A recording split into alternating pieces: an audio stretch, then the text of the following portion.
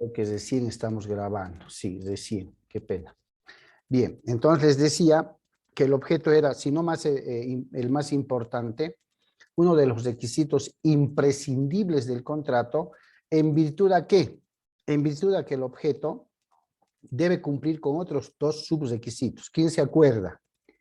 ¿Quién se acuerda de los compañeros que están en línea? ¿Cuáles son estos dos subrequisitos que debe cumplir el objeto como requisito esencial del contrato? ¿Qué debe ser el objeto?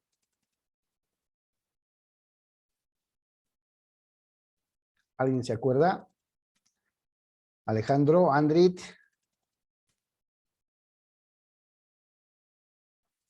Hay dos requisitos que debe cumplir el objeto.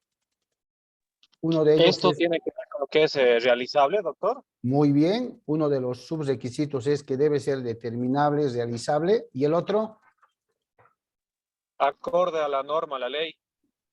exactamente, tiene que ser lícito, ¿cierto? Tiene que ser legal, ¿no? Ahora, el otro elemento esencial que reconoce y establece Messineo con referencia al contrato es la forma, que también dijimos nuestro Código Civil en su artículo 452 establece pues que el requisito de la forma no puede ser desconocido porque la ley es quien determina qué forma debe llevar el contrato en relación al requisito. Estamos hablando de aquellos contratos que deben hacerse por su forma en documento público y aquellos contratos que pueden hacerse por su forma en documento privado, ¿cierto? Haciendo siempre una retroalimentación de lo que vimos, también establecimos que Messineo reconoce en los contratos elementos a los que él llama como accidentales del contrato. Y establecimos que los llama así porque al no ser parte de los requisitos esenciales, Messineo considera que en algún contrato, si no en todos, pueden existir cláusulas que denoten, ejemplo, la condición, el término, el modo o modus, como le dice, la cláusula penal y la seña, que los fuimos estudiando a medida que fuimos avanzando las clases, ¿se acuerdan? Entonces, para Messineo, dijimos, son elementos accidentales porque no necesariamente van a estar en todos los contratos. Puede darse la necesidad de establecerlos en algunos contratos, pero no es una condición, no es una regla que disponga que deben estar. Por ejemplo, la condición deba estar en todos los contratos, sea de compraventa, alquiler, depósito, permuta, donación, comodato, no. No es un requisito esencial la condición, es un requisito o elemento accidental. Messineo lo clasifica así, dijimos, y nuestro código, si bien no le da el denominativo de elementos accidentales o requisitos accidentales, sí reconoce en varias de los artículos que vamos a ir estudiando, reconoce la condición, qué es la condición, cuántas clases hay, reconoce el término, reconoce lo que es la cláusula penal, pero además reconoce la seña. Y cuando tocamos el punto de la seña, ustedes se acordarán, vimos también el tema de las arras confirmatorias y las arras penitenciales, ¿cierto? Entonces, la seña traducida como el anticipo que se puede hacer de algún monto cuando uno firma especialmente un contrato de compromiso, ¿cierto? Un contrato preliminar, como esta mañana decíamos, para establecer a futuro un contrato definitivo. La cláusula penal, si ustedes se acordarán, que no necesariamente tiene que ver con un afán de aprovechamiento, dijimos, de ninguna de las partes. El fin de establecer la cláusula penal no necesariamente significa que vendedor o comprador tengan la intención de aprovecharse económicamente o de alguna otra manera de la otra parte. El objetivo de la cláusula penal en los contratos viene a ser más una especie de presión para que cada una de las partes cumpla. a efectos de que no se arriesgue a una multa por sanción, por retraso, ni nada por el estilo. Entonces, a mí me interesa como comprador, por así decirlo, en un contrato de compromiso de venta donde se ha establecido un plazo, se ha establecido una condición para el vendedor sanear los papeles, para el comprador pagar el momento que el vendedor tenga los papeles, el saldo del costo total de la venta del inmueble. Entonces, para el comprador, una cláusula penal viene a ser la presión para que él pueda alistar o tener el dinero, ¿sí?, listo para cuando se cumpla el plazo estipulado con el vendedor. Y para el vendedor es una forma también de presión para que éste pueda sanear y regularizar los papeles que faltan, si acaso el caso fuese tal, ¿no? Y cumplir en el plazo previsto y no arriesgarse a una sanción o multa que va a ser dispuesta por ambas partes. Entonces, lo que quiero que ustedes me entiendan es que la cláusula penal en los contratos no necesariamente se debe consignar en todos, porque hay contratos en los que no vamos a poder consignar o insertar una cláusula penal, ¿sí? Va a haber contratos en los que sí nos permita la naturaleza del contrato y en otros definitivamente no nos va a permitir, ¿ok? Y cabalmente vimos la seña, analizando los elementos accidentales del contrato. La seña la asumimos como aquel anticipo, ¿cierto? Como aquel anticipo que, reitero, en el ejemplo de un contrato de compra-venta, pues el comprador deja una seña, deja un monto de seriedad y le entrega al vendedor para que éste ya no ofrezca el bien o esté seguro de que el comprador le va a adquirir el bien que esté vendiendo, sea mueble o inmueble, ¿cierto? Pero puede ocurrir, dijimos, en el hipotético caso de que se diera un incumplimiento, ya sea de parte del vendedor o sea de parte del comprador. ¿Qué ocurre? Si yo soy el comprador y he tomado todos mis recaudos de manera responsable para poder cumplir con el acuerdo pactado con el vendedor, y resulta que el término señalado, la fecha establecida, el vendedor me dice, ¿sabe qué? He tomado la decisión de dejar sin efecto mi oferta, ya no quiero vender. ¿En qué queda la seña que le he dado como comprador, el anticipo que le he entregado? Pero además, ¿en qué quedan los perjuicios o daños que me haya podido generar la decisión de revocar su oferta o su voluntad de querer vender?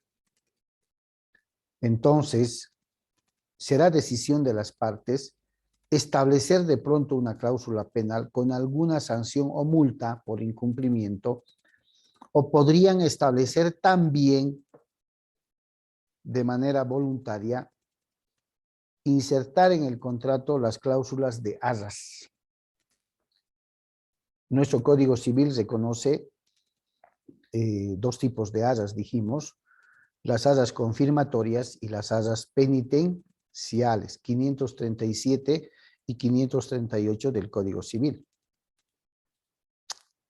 Ambas las vimos en clase, leímos los artículos y establecimos que, por ejemplo, en las arras confirmatorias, una de las palabras claves es el incumplimiento de una de las partes. En el típico ejemplo que usamos de un contrato de compromiso de compra-venta de un inmueble, siendo yo el comprador, he entregado una seña, un anticipo a favor del vendedor. Asumamos que he entregado $10,000. Si por voluntad mutua, tanto vendedor como comprador, hemos pactado insertar en el contrato las arras confirmatorias, que está en el 537 del Código Civil, la parte que incumple, ya sea la parte compradora o la parte vendedora, dependiendo de cuál de los sujetos incumple, va a sufrir una especie de sanción por ese incumplimiento. Si yo como comprador hubiera anticipado o entregado en seña la suma de $10,000 a favor del vendedor, y llegado el momento soy yo como comprador quien incumple, ¿sí? Las arras determinan que el que ha dado el anticipo y ha incumplido pierde la seña que ha entregado. O sea, yo como comprador, al haber entregado los 10,000 y al haber incumplido el contrato, estoy perdiendo esos $10,000 entregado como anticipo o seña, como fruto de haber establecido las arras. ¿Sí? Pero si es el vendedor, es decir, quien ha recibido el anticipo, quien incumple, la obligación que le nace a este es devolver el doble de lo que has recibido como anticipo. Entonces tendrá que devolverme, si he dejado 10,000, tendrá que devolverme 20,000. De ahí que nació la recomendación y se la vuelve a ratificar, chicos, de que cuando trabajen con arras, es importante que le hagan conocer a su cliente qué es lo que significa las arras, cuáles son los efectos jurídicos que éste tiene y cuáles son los pros y los contras que las arras acarrean a las partes. ¿Cierto? También vimos el artículo 538 del Código Civil, que habla de las otras arras que son las penitenciales. Y también establecimos que las arras penitenciales son aquellas donde existe un acuerdo recíproco, ¿sí? Con la facultad de rescindir, pero con la misma sanción. Es decir, la parte que rescinda, si es la que ha dado el anticipo, pierde el anticipo, pero si la parte que rescinde es la que ha recibido el anticipo, es decir, el vendedor, este debe devolverlo en el doble. Por eso es que me permito, a ver, me escuchen, ¿qué es lo que dispone el artículo 538 del Código Civil cuando habla de las arras confirmatorias, o penitenciales, mejor dicho?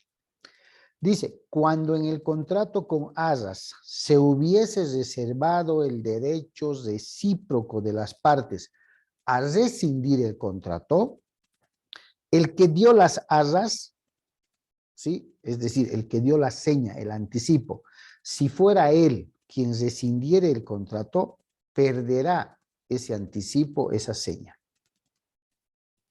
Pero si rescinde el que ha recibido la seña o el anticipo, las debe devolver en el doble. De ahí que viene, y lo dijimos en clase, de ahí viene la importancia de que ustedes ya en el ejercicio profesional puedan explicarles a sus clientes el significado de lo que es la seña primero y principalmente de lo que significan las arras. No son institutos jurídicos, no son figuras jurídicas que las tengamos que pasar de manera muy ligera. No olvidemos que el cliente no conoce en profundidad, si conocerá algo del derecho, pero en profundidad no conoce. Y ustedes como abogados están en la obligación de poder explicarles este tema. Por favor, si alguien tiene una duda, una pregunta, por favor me contestan, o me preguntan. ¿Listo? Bien, y no se olviden registrarse en el chat, por favor, nombres y apellidos. Ahora bien, fuimos analizando en el avance de la materia ya los requisitos mismos del contrato previstos en nuestro Código Civil. Artículo 452 del Código Civil al 509. Ahí lo tienen en pantalla. Consentimiento, capacidad, objeto, causa, forma, pero nuestro Código Civil, les decía, no disemina, ¿no?, a lo que Messineo llama elementos accidentales. Nuestro Código Civil no disemina con ese nombre. Los reconoce de manera expresa en el Código Civil, pero sí enfatiza que los requisitos del consentimiento del contrato están previstos como 4 requisitos en el 452 del Código Civil y lógicamente ahí se añade el requisito de la capacidad jurídica. Bien.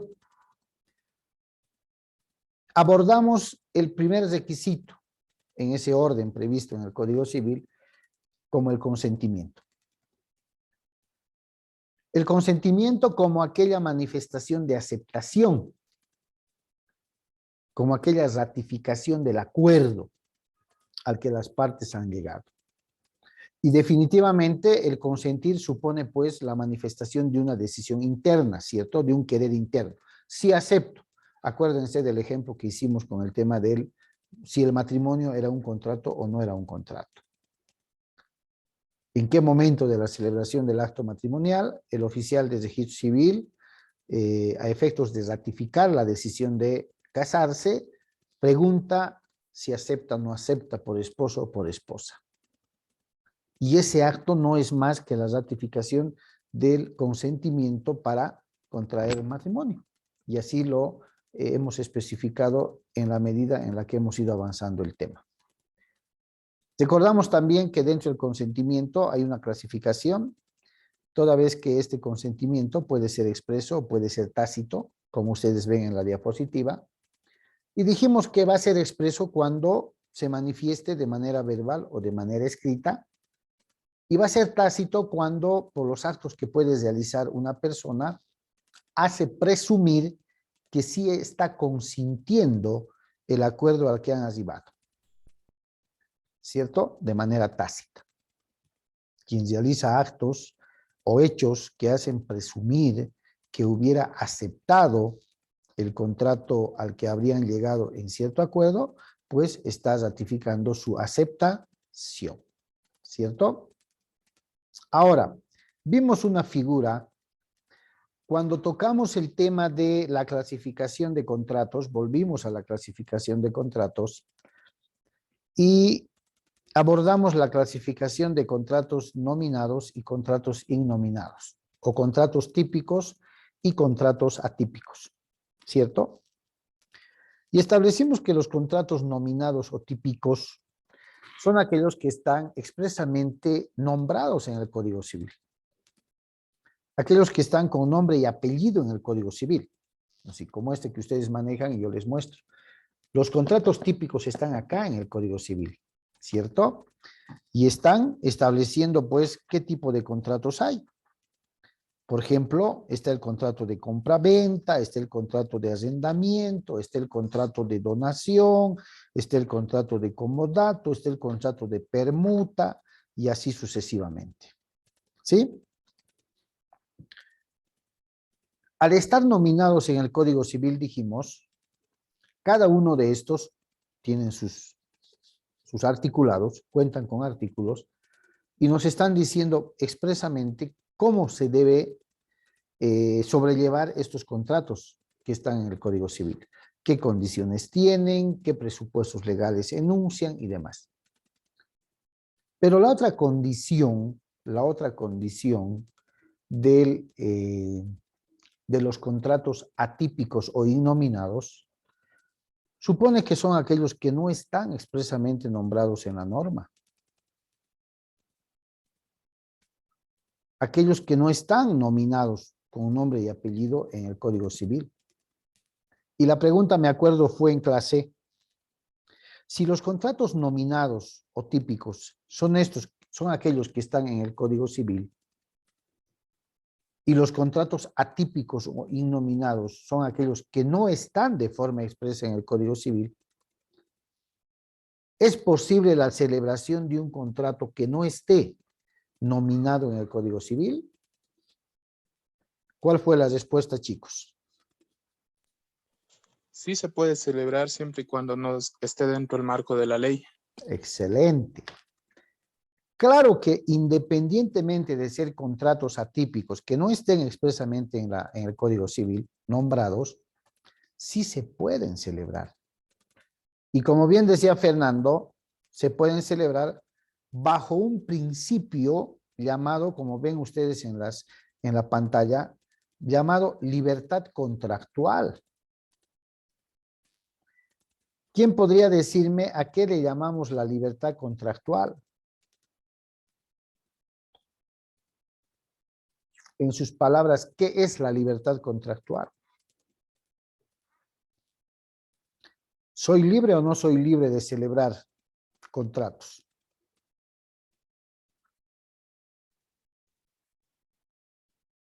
¿Qué dicen? ¿Somos o no somos libres de celebrar un contrato? Aún no estén en el Código Civil. ¿Qué creen? ¿O definitivamente solamente podemos elaborar los contratos que están en el Código Civil? Sí, sí. Ok, buenas tardes. Buenos días, doctor. ¿Cómo estás? Eh, ¿Todo bien? Yo digo que sí se puede elaborar cualquier clase de contrato. Claro, que tenga validez ya es otro punto. Entonces, Adelante, adelante. sí, se puede decir que hay la libertad de realizar cualquier contrato, pero que tenga la validez ya sería otro tema, el cual discutir. Ya, o sea, Ignacio nos dice que sí se podría celebrar cualquier tipo de contrato, pero que el tema de validez o no validez ya es otro tema de debate, digamos. ¿Qué dicen los demás? Bajo el principio de la libertad contractual, ¿podemos celebrar un contrato atípico, innominado, que no esté en el Código Civil o no podemos? Sí, se puede, doctor. La libertad contractual en realidad va referido, ¿no? A la capacidad o atribuciones que tenemos para realizar cualquier tipo de contrato, siempre y cuando sea realizable y lícito. ¿Ok? ¿Quién más? ¿Quién más tiene algún criterio? ¿O apoya la noción de Alejandro o apoya la noción de Ignacio? Es la idea que tuvo Alejandro. Prácticamente se puede hacer cualquier tipo de contrato, Ajá, siempre y cuando pueda ser realizable y esté dentro del marco de la ley. exactamente. Muy bien. Es así. El hecho de que existan contratos innominados o atípicos, es decir, que no estén expresamente nombrados en el Código Civil, no quiere decir que no podamos celebrar un determinado contrato de estas características. Lo podemos hacer en el marco de lo que estamos viendo que se llama principio de libertad contractual.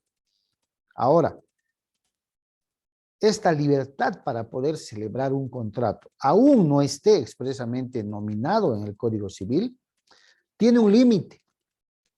Y el límite es que debemos respetar los requisitos del contrato previsto en el artículo 452 y no salirnos del margen de lo que establece la ley. Porque el momento que, sobre texto de la libertad contractual, nos salgamos del margen de la ley, estamos viciando de validez ese contrato.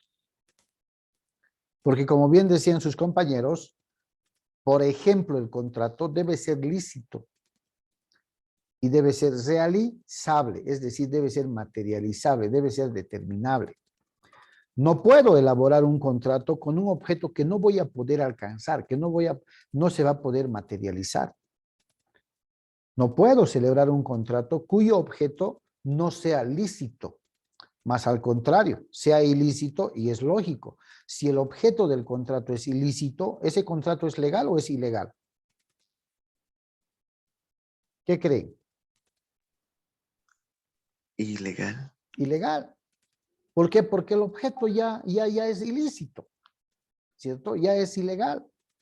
Y al ser el objeto un contrato, más bien un requisito del contrato, ¿cierto?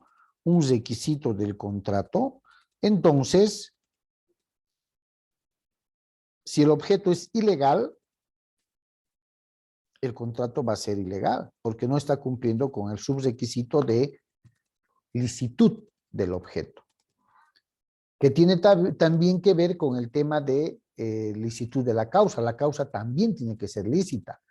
Cualquiera de los requisitos que hemos venido estudiando, que en algún momento sean sindicados de ilícitos, lógicamente ponen en riesgo la validez del contrato, y especialmente lo que tiene que ver con el objeto y la causa del contrato. ¿Listo?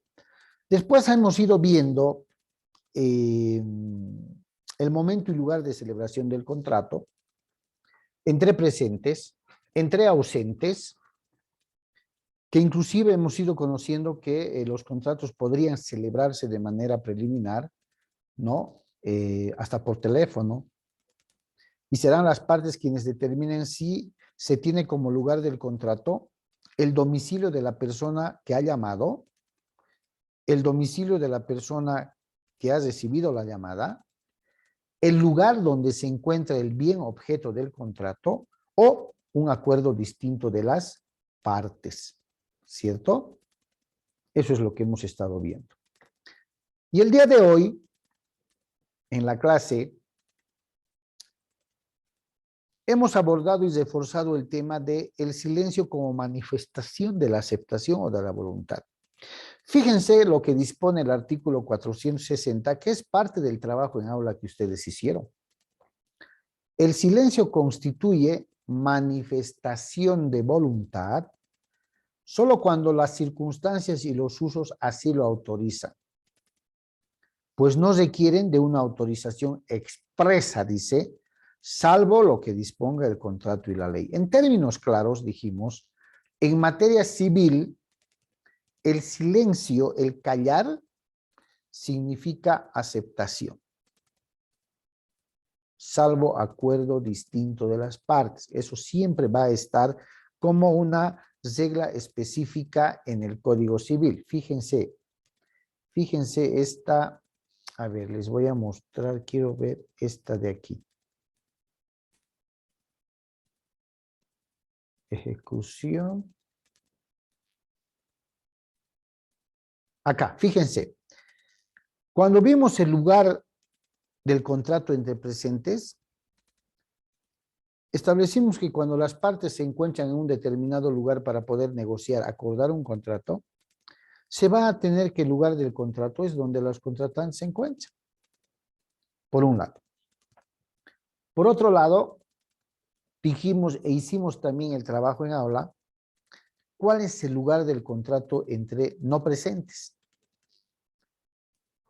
Y el 462 del Código Civil nos dice, entre no presentes, el lugar del contrato es aquel donde ha sido propuesto. Fíjense, salvo pacto contrario y otra disposición de la ley.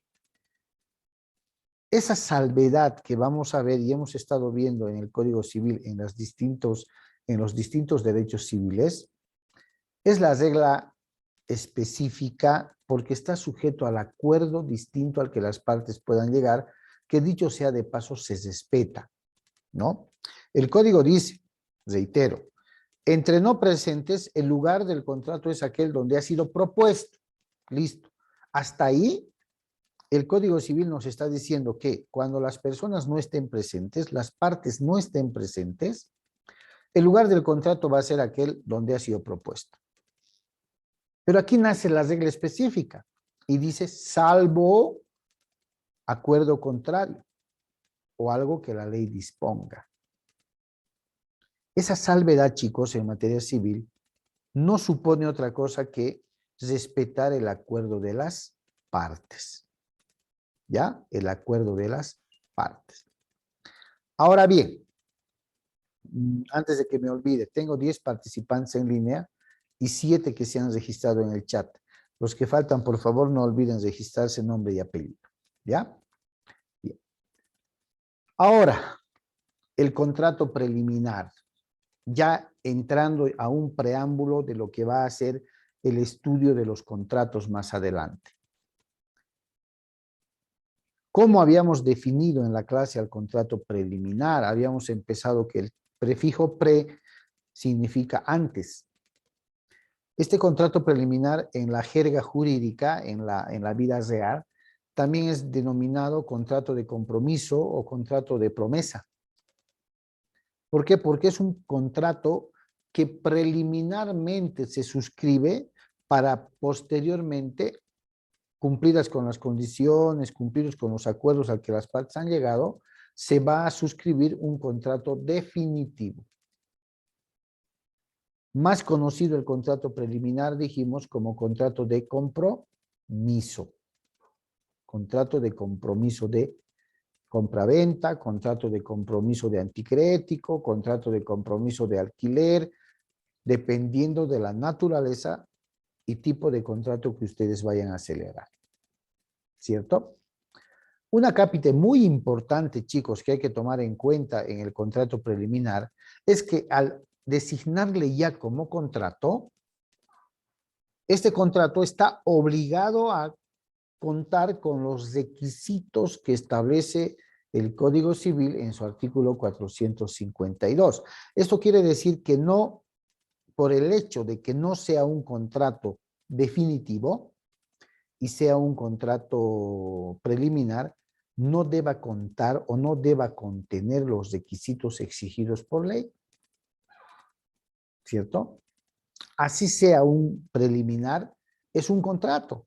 Y si es un contrato, debe cumplir con los requisitos establecidos por la norma legal. ¿Ok?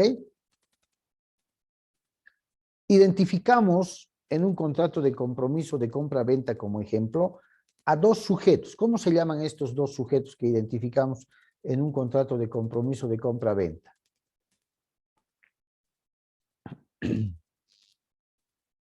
¿Quién se acuerda?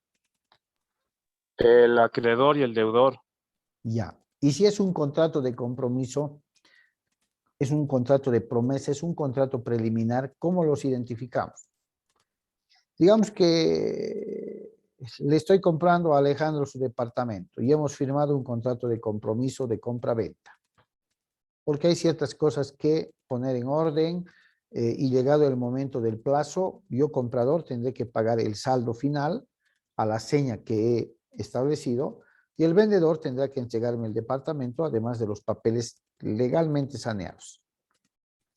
¿Qué nos denominamos? Alejandro va a ser el vendedor cuando suscribamos la minuta definitiva. Yo voy a ser el comprador. Y cuando firmamos un contrato de compromiso, ¿cómo denominamos a estos sujetos o partes? Promitente vendedor y promitente comprador. Excelente. ¿Están de acuerdo, chicos? ¿Es así? José Carlos, Fernando, Luz, Ignacio y los demás. ¿Es así o no es así? Sí, doctor. Es así. Sí, doctor, es así. Promitente vendedor, promitente comprador, porque estamos frente a un contrato preliminar. Cumplido que es el plazo que hemos pactado, las condiciones que se han pactado, suscribiremos el contrato definitivo de compra-venta y donde con seguridad como sujetos nos vamos a denominar vendedor y comprador. Porque ya no va a ser un contrato preliminar, ya no va a ser un contrato de compromiso de compra-venta. Bien. Abordamos también el contrato de opción. Y ustedes en clase manifestaron que el contrato de opción es aquel contrato con alternativas, es aquel contrato con algún privilegio, alguna facultad. Y tomamos como ejemplo, por así decirlo, contrato de anticrético con opción a venta. Veamos qué es lo que establece el artículo 464 del Código Civil sobre el contrato de opción. Por el contrato de opción, una de las partes reconoce a la otra, con carácter exclusivo e irrevocable, la facultad de aceptar una prestación en su favor o la de un tercero en las condiciones acordadas y en el plazo acordado. Si fue un contrato de anticrético con opción a venta, me están dando a mí como anticresista la exclusividad de poder, fuera del contrato de anticrético, tener la opción de adquirir el bien. Y mientras haya esa opción, no van a poder ofertarlo a ningún otro tercero. ¿Por qué? Porque yo he suscrito el contrato de anticrético con opción a venta. A eso se refiere. ¿Listo? No todos los contratos van a tener la cláusula de opción. Serán algunos contratos determinados. A ver, estamos llegando a finalizar la